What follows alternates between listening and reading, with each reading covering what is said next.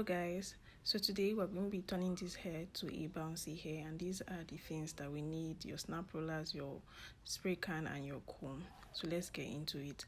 Now I have wrapped the other hairs and I'm putting these hairs in sections in the sizes that I want my bounce to look like. So I forgot to show you guys the leave-in conditioner that I put in the water, but I will look for a way to put it, or I'll put the name of the leave-in conditioner. So I sprayed this hair, saturated it with water so that it will take the form of the style that we want, and I'm combing through to avoid any tangles in the hair. Now I'm taking my rollers, and these rollers are in different sizes, so it depends on the size of bounce that you want. You see the way I'm wrapping it around the rollers, I'm drawing it back so that it can be tight and not giving that loose vibe. Now I am done rolling, then I'm going to be clipping it with the other part of the rollers, the snap rollers. So I'm doing it in sections like I said. Now I'm trying to do the second one, so that you guys can get clearly what I did in the first one that I did. So like I said earlier, you detangle, you brush through to avoid any tangling, and then you spray with your water and your mixture, which has water and leave-in conditioner inside, to give you that smooth look and all that. So that is exactly what I'm doing right here, trying to saturate the hair. The reason why you need water is for it to take the shape that you are trying to, like, take the shape of the rollers when it is dry. That is the reason why you need water, and you need leave-in conditioner to make it soft and retain that particular curl. So just watch what I'm doing.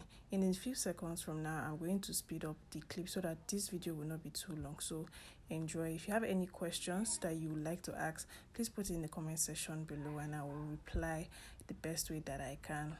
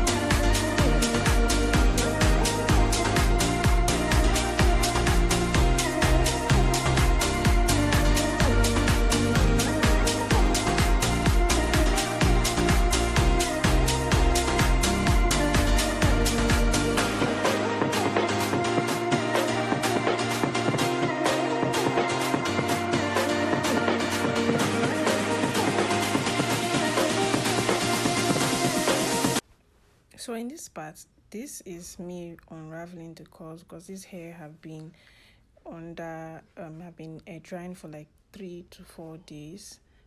I didn't keep count, but now for me to unravel my curls, you can just unravel it and go like that, but I want a neater look. I want my customer to see her wig and be impressed by the work that I've done on this hair. So I'm using a smaller straightener to straighten that upper part, so that just like I'm doing, so it will not be looking very bulky. It will be looking sleek, fine, and very, very beautiful when she gets her hair. So this is another trick you can use to make your hair look less bumpy after removing the snap rollers from your hairs, when you are trying to achieve a bouncy look for your hair. So this is a very good trick. If you have the money, the funds, you can get an extra smaller straightener, but if you have a bigger straightener it will still do, but you just have to be very careful so that you won't straighten the entire hair, you understand.